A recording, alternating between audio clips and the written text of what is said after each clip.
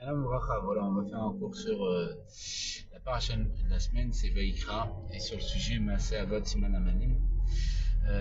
Donc, comment on voit ça dans une génération Vaïkra, c'est il a appelé qui? Moshe. Et ça représente le fait, comme dira le Harizal, il veut dire que sur le visage, parce que Vaikra ça commence avec le Vaikra il est avec un petit Aleph, et au début de la Torah, Adam il est écrit avec un grand Aleph. Le Harizal va nous dire que sur le visage il y a deux Aleph.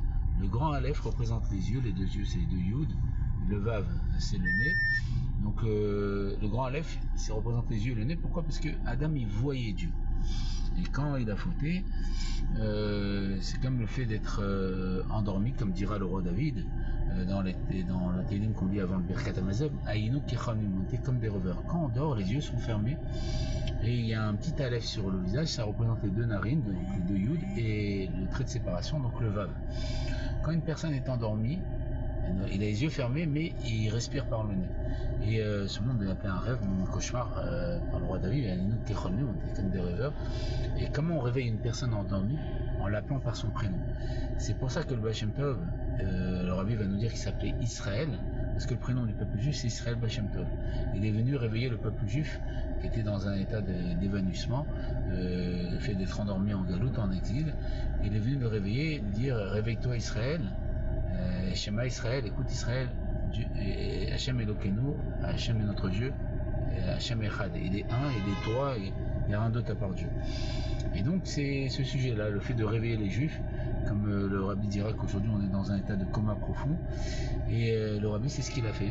Il a envoyé tous ses émissaires partout dans le monde, dans tous les villes du monde, dans tous les pays du monde, et énormément de villes dans le monde, vu que chaque année il y a des centaines, en plus de Shochim, on a plus de 3000 Shochim. Il a envoyé des émissaires pour réveiller les juifs. Ils vont les voir, ils vont leur diffuser les Mifsaïm du Rabbi, le fait de faire les campagnes de Mifsaïm, les Tfinin, les Mezuzot, la pureté familiale, l'étude de la Torah, le fait d'avoir des livres de la Torah, les psukim pour les enfants, etc. Donc toutes les fêtes, l'Akba Omer, Hanouka, les animages publics partout, à la Maison Blanche, dans tous les endroits du monde. Voilà. Et donc tout ça c'est pour réveiller le peuple juif qui était dans un état d'évanouissement. Et voilà, et donc ça c'est le travail du Rabbi, d'envoyer des shouchim partout dans le monde pour réveiller le peuple juif, pour le préparer à la délivrance, le réveiller de son sommeil, qui est l'exil, le fait qu'il dorme dans l'exil, comme dira le Rabbi, il y a marqué dans la Torah Aster Panim, je voilerai ma face. Et le Rabbi expliquera c'est quoi? C'est que Dieu il est caché dans la nature. Il y a une belle histoire, et je vais finir avec ça.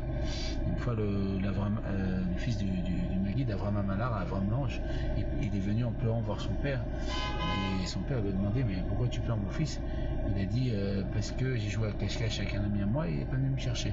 Là, à ce moment-là, le Maguide s'est mis à pleurer. Et là, son fils, il dit à son père, papa, pourquoi tu pleures?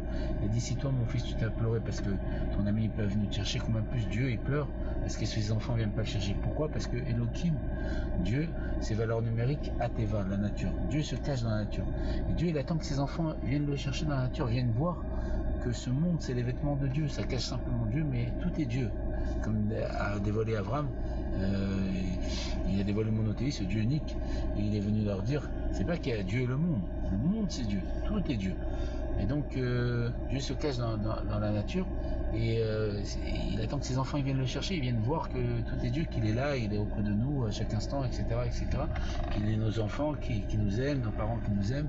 Tout cet amour vient de Dieu, et tout ça c'est Dieu qui s'habille à travers toutes les facettes d'expression pour nous aimer à travers ce monde, quoi.